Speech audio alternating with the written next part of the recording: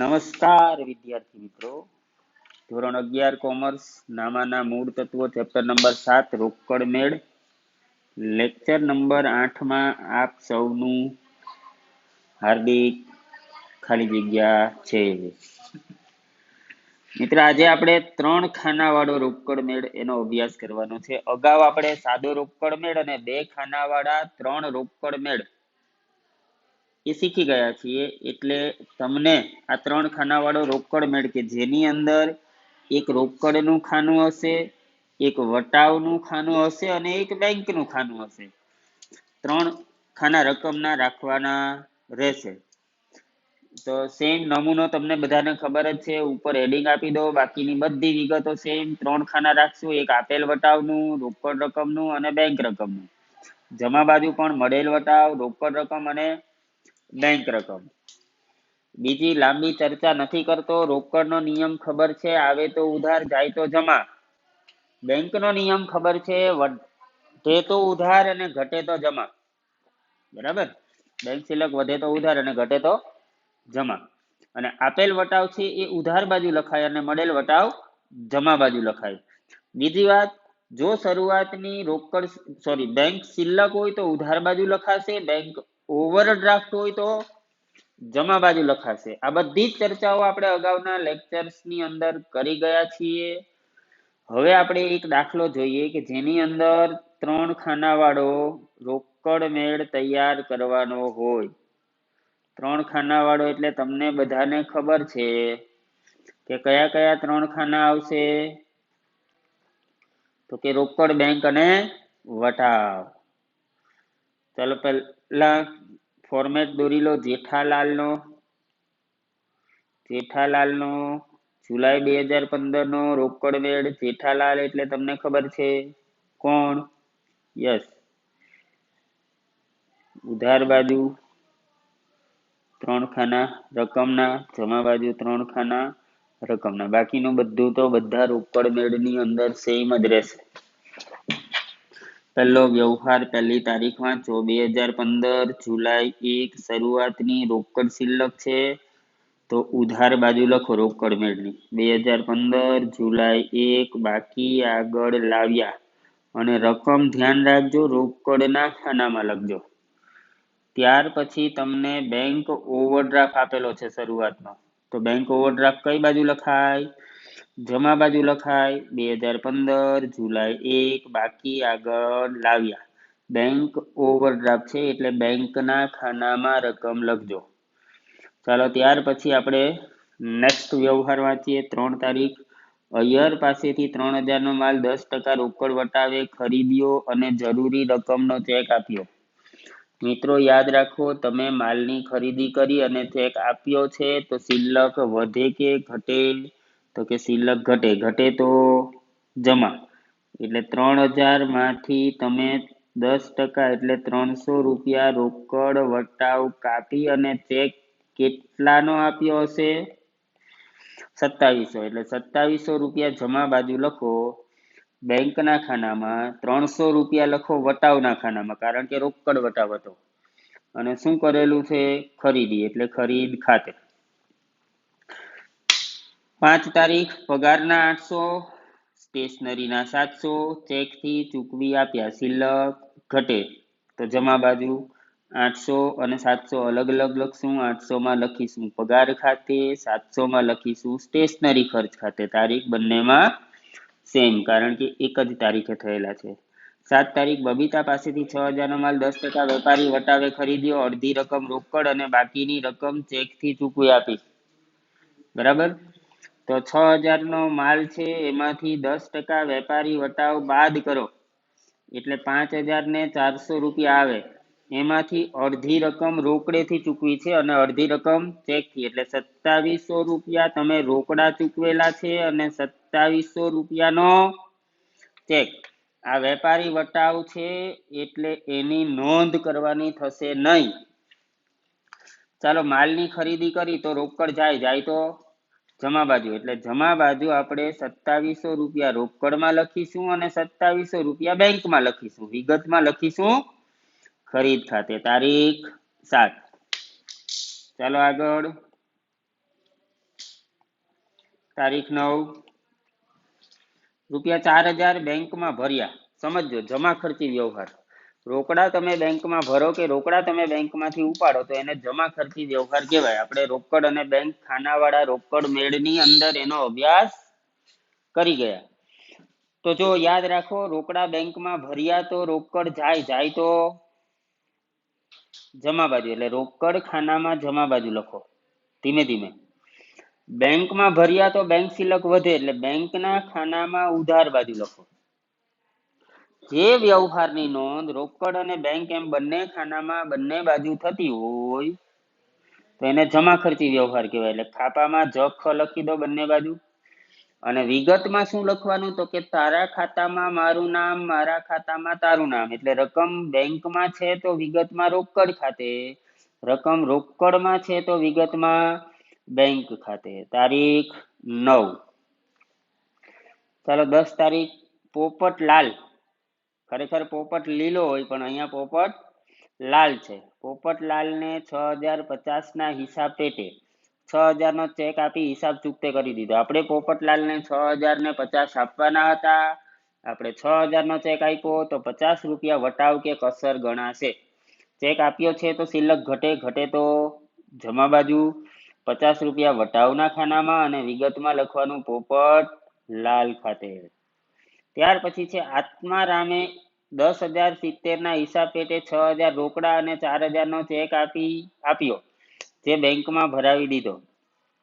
આત્મારામ પાસેથી તમારે 10,070 લેવાના હતા, તો 6 ને 4 10,000 રૂપિયા મળ્યા.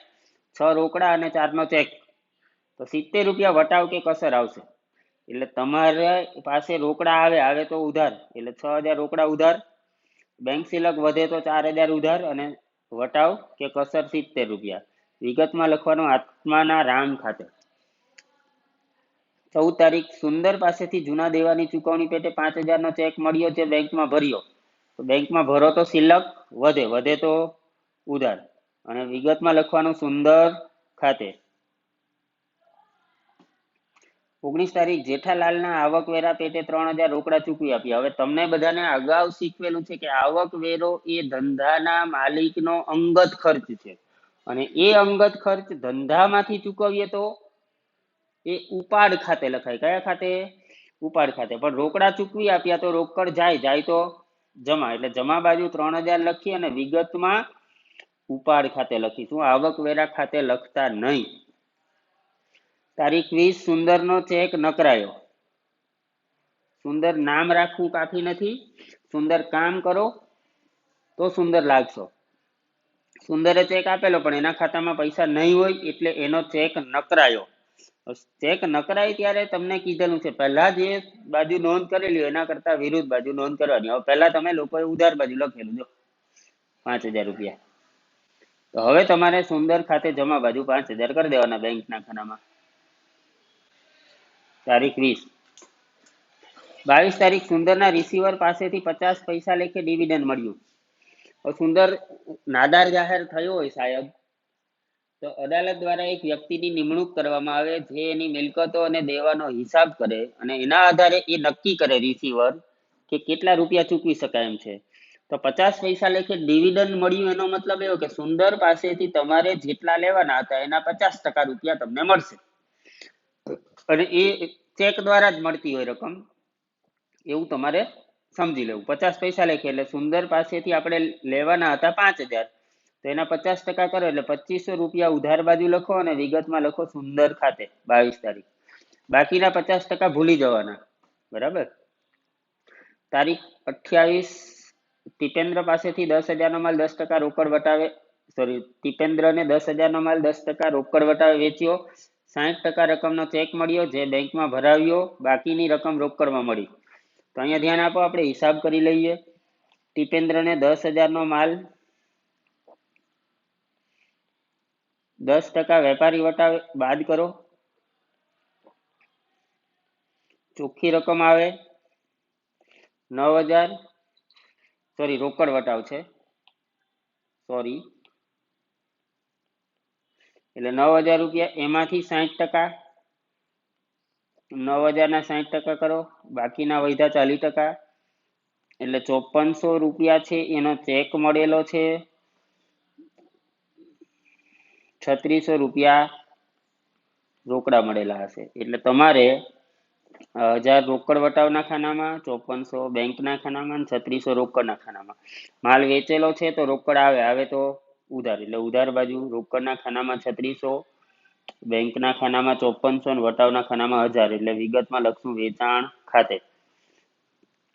તારીખ 31/2000 હાથ પર રોકડા રાખી બાકીની રકમ બેંકમાં ભરાવી દીધી. 2000 હાથ પર રાખી એનો મતલબ એવો થાય મિત્રો કે તમને દાખલામાં આખરની રોકડ શિલ્લક કેટલી રાખવાની છે ને આપી દીધી છે. એટલે ઉપર એક લીટી જમા બાજુ છોડી અને તમારે અહીંયા બાકી આગળ લઈ ગયા તરીકે રોકડના ખાનામાં 2000 લખી દેવાના. બાકીના જે વધશે રૂપિયા એ તમારે બેંકમાં ભરવાના છે. એક સિમ્પલ વાત કરું કે હું તમને 100 રૂપિયા આપું અને એમ કહું કે 40 રૂપિયાનું શાકભાજી લઈ આવજો ને બાકીના બેંકમાં ભરી દેજો, તો તમે કેટલા બેંકમાં ભરશો? તો સ્વાભાવિક છે 60 રૂપિયા. તો સેમ અહીંયા એમ કીધું છે 2000 રૂપિયા રાખજો, બાકી વધે તે બેંકમાં ભરી દેજો. તો 2000 રાખી દીધા. હવે ધ્યાન આપો, હવે કઈ રીતે ગણતરી કરવાની? તો હવે તમારે રોકડનો ઉધાર બાજુનો સરવાળો કરવાનો. આ ત્રણેય રકમનો સરવાળો કરવાનો. એટલે એ સરવાળો તમારો આવે છે 19,600. એ જમા બાજુ મૂકી દો, 19,600. એમાંથી તમારે આ બધી રકમો, આ જેટલી રોકડની જાવક થઈ છે તે બાદ કરવાની અને 2000 રાખવાના છે તે બાદ કરવાના. એટલે તફાવત આવશે કેટલો? 7,900. એ તમારે બેંકમાં ભરવાના છે. બેંકમાં ભરો તો રોકડ જાય એટલે જમા બાજુ લખાઈ ગયા, અને બેંકમાં ભરો તો બેંક શિલ્લક વધે એટલે ઉધાર બાજુ બેંકના ખાનામાં રકમ લખવાની. હવે જો રોકડ અને બેંક ખાનામાં રકમ લખાય એટલે એ જમા ખર્ચી વ્યવહાર કહેવાય. કેવો કહેવાય? જમા ખર્ચી. રકમ બેંકમાં તો વિગતમાં રોકડ ખાતે, રકમ રોકડમાં તો વિગતમાં બેંક ખાતે. તારીખ 31. ત્યાર પછી દાખલો પૂરો થઈ ગયો છે. તો વટાવના ખાનાનો ઉધાર બાજુનો ઉધાર લખો, જમા બાજુનો જમા લખો. એમાં તફાવત શોધવાનો નથી. બેંકના ખાનામાં પહેલા સાઈડમાં તમારે સરવાળા કરી લેવાના, કઈ બાજુનો સરવાળો વધારે છે. તો અહીંયા ઉધાર બાજુની રકમોનો સરવાળો વધારે છે. કેટલો છે? તો કે 28,800. એ જમા બાજુ મૂકી દો અને એમાંથી જમા બાજુની આ બધી રકમો બાદ કરો.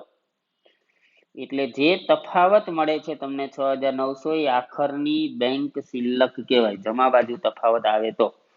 એના પછીનો દિવસ જુલાઈ પછી 2015 ઓગસ્ટ 1, બાકી આગળ લાવ્યા ઉધાર બાજુ. કેટલા? તો કે 2000 અને 6,900. એ ક્યાંથી લાવ્યા? તો કે 2000 અહીંયાથી લાવ્યા અને 6,900 અહીંયાથી લાવ્યા. તો આ રીતે તમારે 3 ખાના વાળો રોકડ મેળ તૈયાર કરી નાખવાનો. બહુ સરળ છે, બહુ અગત્યનો છે. બરાબર. અને એક દાખલો હું તમને હોમવર્કમાં આપું છું, એ તમારે કરી નાખવાનો.